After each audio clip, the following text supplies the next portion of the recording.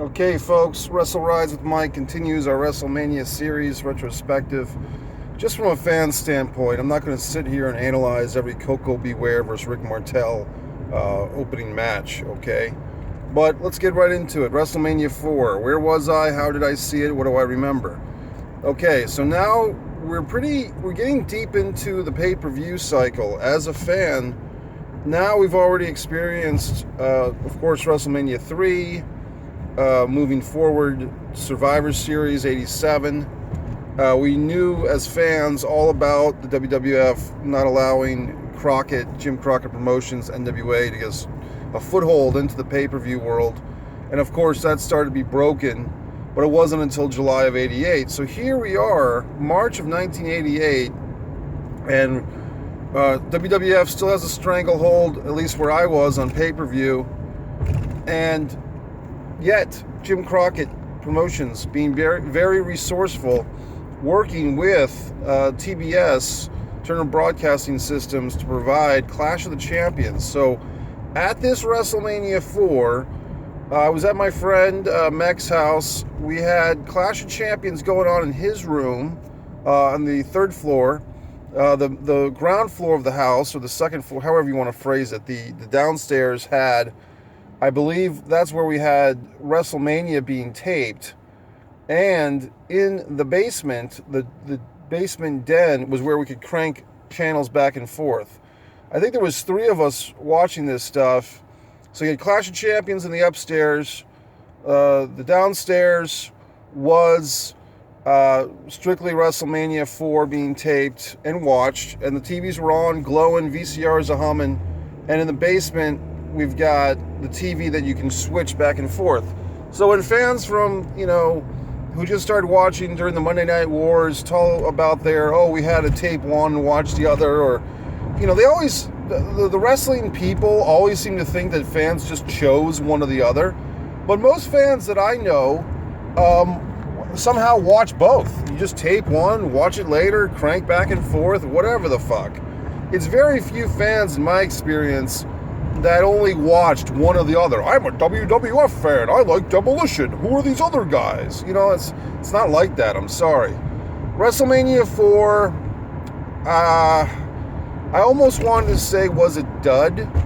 I don't think it was a dud altogether, but it was very predictable. I think everyone that I was watching this with, 2 out of 3 of us said said Savage would win the tournament. It was very clear. One guy said Hogan would win it. I think I was amongst the guys that said Savage would. I might have had Savage beating Andre in the finals, not DiBiase or something like that. Did I say Andre? I meant Hogan. I'm getting warmed up, folks. Okay, I'm getting warmed up. So, in any event, the matches were not very good because they had so many tournament matches, and it was really just a thing to showcase Savage, which it did well. A big dick in the ass is that Valentine beat Steamboat. It would have been nice to see Steamboat get a victory over Valentine and then fight Savage in the semifinals and have a little come see, come saw from the previous year, and then so show Savage as winning a scientific match, or a match with very little cheating. Or even could have been a little rough with Steamboat, show a little bit of an edge. But if you really look at that tournament, it's so on the mark. There's no, babyface versus babyface or heel versus heel match. It's a very strict, good guy wins, fights a bad guy who won. It's a very bland tournament, which is a shame, because if you looked at the WWF's first pay-per-view, the Wrestling Classic, you had babyface versus babyface, Steamboat versus Davey Boy Smith, Paul Orndorff versus Tito Santana, okay? Terry Funk versus Moondog Spot, heel versus heel. Look into that thing, the Wrestling Classic. A lot of people haven't watched that yet. Compared to the Wrestling Classic tournament, the amount of action or the Dynamite Kids performances against what you see at this WrestleMania 4 tournament, it's night and day. And so I think there was a feeling among wrestling fans, or at least myself, that in 88, the WWE, or WWF at the fucking time, was just very complacent, and their wrestlers always seemed kind of half-assing it. I mean, they looked great. They had great fucking costumes and everything, but it just wasn't. It was just bland compared to, say, a Sting versus Ric Flair at Clash of Champions, or even the Crockett Cup, or the Road Warriors versus the Powers of Pain, or something like that. Just passing by a military fucking vehicle. So in any goddamn fucking way, what else can I say about the 4? I won't go back and forth with comparisons to the Clash of Champions, except to say that the Clash was a lot more exciting, and for me and my friends, just watching the Fantastics versus the Midnight Express, you could put that up against Hogan versus Andre and see the difference. You had guys that were dynamic and exciting and moved around, versus Andre and Hogan, which were plotting. But to give them credit, Hogan and Andre, they got the crowd on their feet. I mean, that match was really the only match besides the final and maybe Demolition winning the tag belts. Or was that even at 4? I think it was at 4. So, anyway, WrestleMania 4, like I think I said, I believe that was when Demolition beat Strikeforce. That was pretty exciting. Now, I know what I said. I was more of a Road Warriors fan, but, you had to give it up that Demolition was gaining some traction. It kind of was seen as a surprise that they won the belts that night. The rest of the card, really just everything felt very flat, probably because the crowd was flat. It's been well discussed. This was a ritzy, Atlantic City rich people crowd. It wasn't hardcore wrestling fans. They were kind of just there to be seen. It was either WrestleMania 4 or 5 that you can clearly see Marla Maples, which was Donald Trump's liaison, his mistress at the time, in the audience. They kind of even put a camera on her, which is pretty bold because, Trump was obviously fornicating with Miss Maples before he had divorced his first wife, or whatever number wife he had. Anyway, the match that kind of saved the thing was Hogan and Savage, and to give those guys credit, Hulk Hogan and Randy Savage had a good match. And for all the hype going into this thing, almost... I'm sorry, I'm getting confused. I got my 4 and my 5 mixed up. For the tournament final, Savage and Hogan, God damn it, Savage and DiBiase. I guess I just haven't eaten yet. Savage and DiBiase. When Elizabeth came out with Hulk, it was kind of a cool moment, but it all felt very like the shine was still on Hogan. Savage's entire reign, and I'll get into this. Let's just go right into WrestleMania 5, because it was kind of the same thing. Same setup in my same friend's house a year later. And we've watched this whole storyline of Savage and Hogan, which they put so much time and energy into. I mean, if you look at the Survivor Series 88 main event, and they had all these job guys in there, like Hillbilly Jim and fucking Coco Beware and Hercules, teaming up with Hogan and Savage, I think, against whoever the fucks. And it was just like... It was just so, I guess you could say well thought out, but maybe I was just coming into my own as a fan saying, wow, this thing is very predictable. It's not terribly exciting. There was really no changes in it. Probably the most interesting thing about the Savage and Hogan feud was the main event moving forth to February of, I guess it was 89. And Savage played that pretty well. It was weird because a couple of times Hogan said that he didn't know that the camera was on him, or he thought they were in a commercial break. And Hogan was kind of like joking around with Elizabeth or overacting. So that was really kind of a bad thing, because at the time we're watching it, we're like, what the hell's going on here? Like, it was peculiar. It did get noticed. So going forth to WrestleMania 5, same thing. Clash of Champions is played on one TV. That was a weird show for WCW or the NWA, because technically they were not supposed to be using the NWA name, I guess, but they still were. And Flair and Steamboat was a great match, but they also had Luger defending his U.S. title on that show, and Sting defending his TV title on that show. And they bumped both of those matches because they were running out of time, because Steamboat and Flair went 55 minutes. But meanwhile, they had all these other matches, like fucking Ranger Ross versus the Iron Sheik, or Dick Slater versus Dick Murdoch. And just, if you look at that whole entire Clash of Champions 6 show, it was not particularly good except for the main event. and maybe the Varsity Club versus the Road Warriors. Now, going back, once again, the whole TV setup I explained. WrestleMania 5, I think, was better by default over 4. And what I was saying earlier, that main event, Hogan Savage, was very good. Ultimate Warrior and Rick Rude was a very good match. I mean, that was about an 11-minute match, and people always like to piss on Ultimate Warrior. And today's the 4-year anniversary of his transcendence into the parts unknown. But I mean, that match with Rude was very good. So I just would like people to think about that Warrior did have some good matches, and not just against Hogan at 6. As far as everything else, Mania 5, I'm going by memory, folks. You know what was an interesting match that kind of got over? I think it was Terry Taylor versus Bobby Heenan, believe it or not. Like, it was Terry Taylor, the Red Rooster, had just broken free, and you know, everyone now pisses on the whole Terry Taylor's Red Rooster gimmick, and rightfully so. It was a horrible gimmick.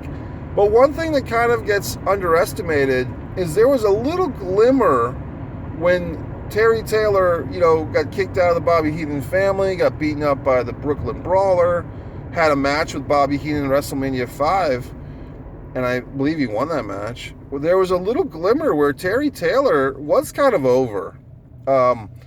As, you know, it was kind of a predecessor to the Virgil Ted DiBiase angle just a year and a half later. So when people talk about the Red Rooster and they make fun of it, and rightfully so, they tend to forget that there was a little bit of a redemption storyline to that, or a little bit of a hopeful thing. Other WrestleMania 5 memories, you know, just watching on that big console TV and just, you know, Powers of Pain and Mr. Fuji against Demolition, a 2-on-3 match. That's before they had the third Demolition guy. And that was a pretty good match, you know, for what it was. And they beat Fuji the Stooge, so to speak, with the Demolition elbow or whatever the fuck. I'm trying to think. Oh, the WrestleMania 5 moment that I actually liked a lot was the Roddy Piper Brother Love Morton Downey Jr. thing. I was a big Morton Downey Jr. fan. I was a Brother Love fan. And I was a Piper fan. So for me, that was hog heaven, as they would say, because you had 3 fucking assholes that could talk. And it was a weird segment it was very long. It went on for about 25 minutes at least. And it just was stretching out. But I would say that segment was pretty good. I mean, if you like those guys, and it did have an edge. Oh, here's the other fucking thing. WrestleMania 5, okay? And I don't know if any other old school hardcore fans would remember this.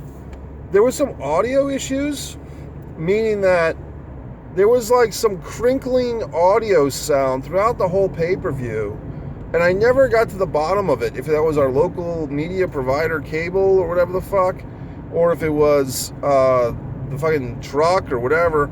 Also, I want to say that I think by this time the pay-per-view rate had gone up to maybe $24.95. Like, I remember my last video, I said WrestleMania 3 was only $14.95. I think we're paying $25 at this point for this thing. So they jacked it up. They went up, almost 50% in just a couple of years. WrestleMania 5, like I said, the weird audio thing. Run DMC came out. It was just a thing where, and Hogan, look, give Hogan credit. And if he wrote this line or not in his book, his original WWE book, Hogan said that the atmosphere was so flat and dead for WrestleMania 4, of course they had to do it again, meaning at Trump Plaza, because Trump just gave him a lot of money. So, I don't know. WrestleMania 5 really was saved by Hogan and Savage. I guess, that's a very good match. And the Warrior Rude match was very good too. And Warrior had a good pop for his thing.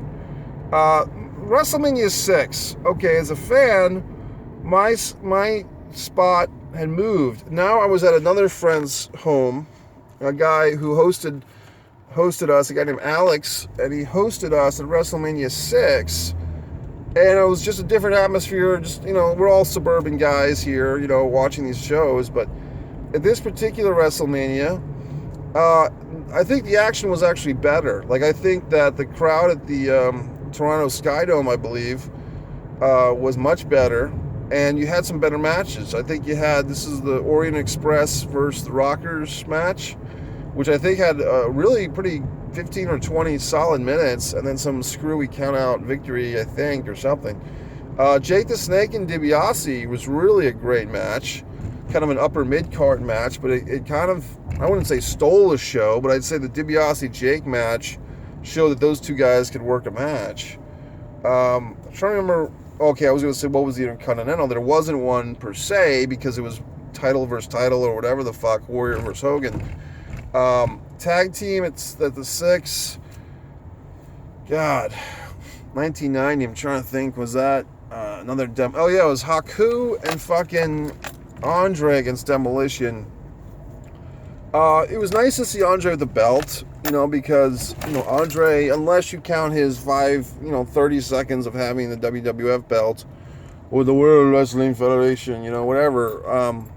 Good luck with Andre's doc a couple of days from now, but unless you really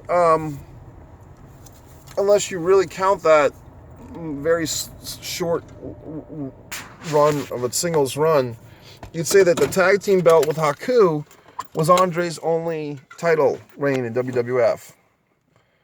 And I think it was nice that he just had a title reign at all. It was also good for Demolition to lose the belts, get able to win them back. They were the 3-time champs with that. So WrestleMania 6 was kind of the peak of Demolition. After that, it was all pretty much downhill. Other WrestleMania 6 memories, I don't know. I'm trying to think I think Mr. Perfect, Kurt Hennig, lost a match to Brutus Beefcake, which was kind of interesting.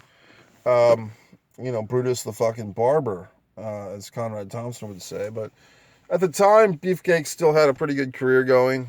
Other memories, just really, it all seemed to build up to a nice main event, and we didn't know what to expect. And that's what I think fans kind of clamor for these days. When you had Kevin Owens versus John Cena, or AJ Styles versus Nakamura tonight, although that match has been done before, obviously, in Japan.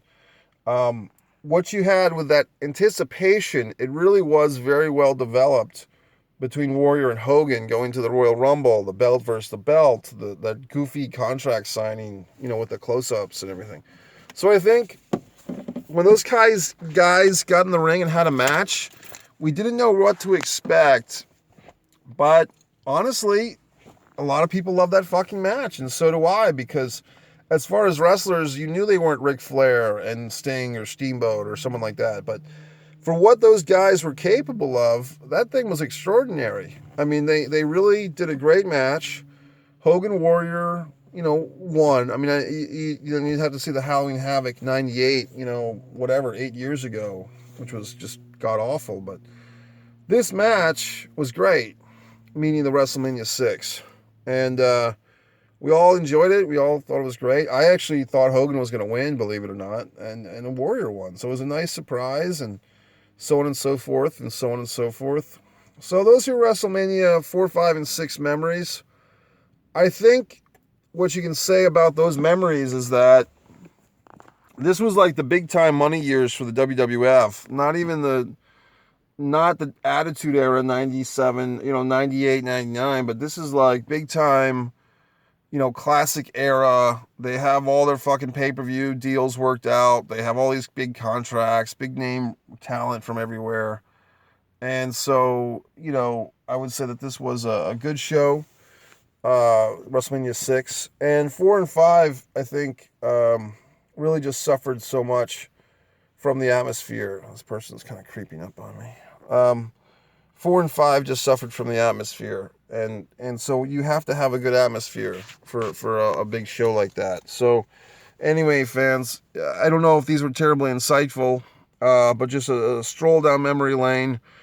Of these 3 WrestleManias, I would probably say that this WrestleMania 6 was probably the best of the 3, and the worst, I would have to say 4. I'd say that Savage really deserved better as far as winning the championship, just in a better atmosphere or something. If they had let him wrestle Steamboat, be a little risky, that probably would have been better, but they just weren't risky at that time. So that's it. It's a WrestleMania 4, 5, and 6 review. And whatever you do, drive safely, I guess. All right, see ya.